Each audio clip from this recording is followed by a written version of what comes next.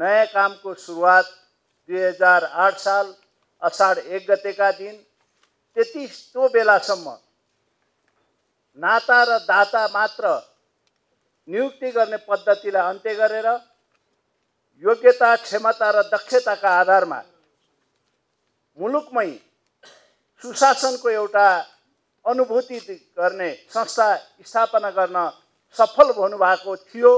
त्यो संस्था आज 75 वर्ष पुरा गरेकोमा हामी 75औं वार्षिकोत्सव एवं हीरक जयन्ती मनाउँदैछौँ। यो वास्तवमै एउटा अहिलेको पुस्तालाई पनि एउटा उदाहरणीय बनेको छ। निष्पक्षता, योग्यता र स्वच्छन्दता कहीँ पाइन्छ भने लोकसेवा आयोगमा पाइन्छ भन्ने जुन अहिलेको भावना छ त्यसलाई प्रतिनिधित्व भोलिका दिनमा पनि गर्न सक्छन्।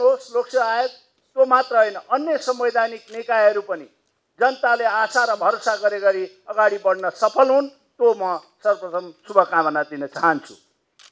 वास्तवमै प्रजातन्त्र, लोकतन्त्र प्राप्तिपछि अहिले पनि यदाकदा निराशाका कहीँ थोरै कुण्ठाहरू जीवित भएको बेलामा यस्ता कुण्ठाहरूलाई अन्त्य गर्नका लागि हामीले लोकसेवा आयोगबाट केही शिक्षा लिनुपर्ने जरुरी छ।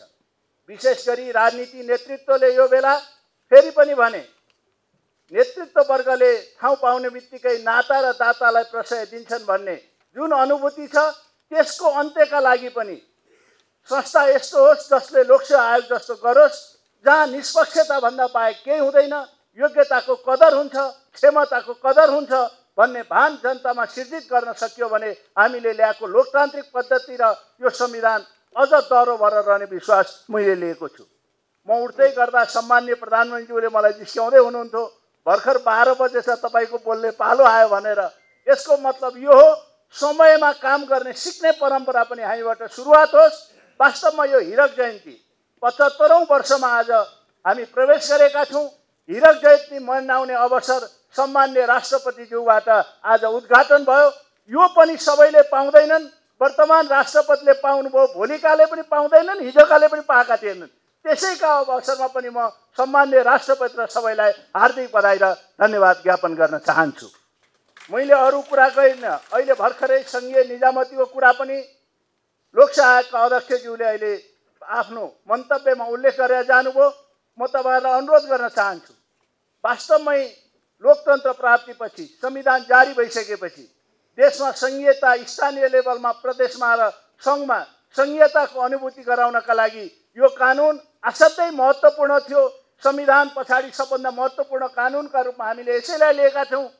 म यसलाई सबैले मलाई सहयोग गर्नुभएको छ। राज्य व्यवस्था तथा सुशासन समितिमा आजै यहाँबाट म फर्केर संसद गएपछि संसदमा आजै दर्ता गर्ने जानकारी पनि तपाईहरुलाई गर्न चाहन्छु।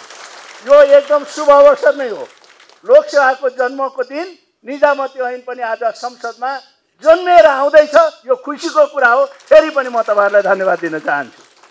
म आज यति भन्न चाहन्छु, जसरी लोकसेवा आयोग सबैको भएको छ, सबैको मायाको भएको छ, सबैको प्रेरणाको भएको छ, हाम्रो राजनीतिक संस्कार र संस्कृति पनि यस्तै बन्न सकोस्। मैले अघि पनि भने नेतृत्व वर्गले नाता र दाता होइन, लोकसेवाको जस्तो पारदर्शी काम गर्छन् भन्ने जन आशा हामीमा पलाउन सक्ने वातावरण होस्। यही शुभकामना दिँदै म बिदा हुन्छु। सबैको जय होस्। जय नेपाल। धन्यवाद।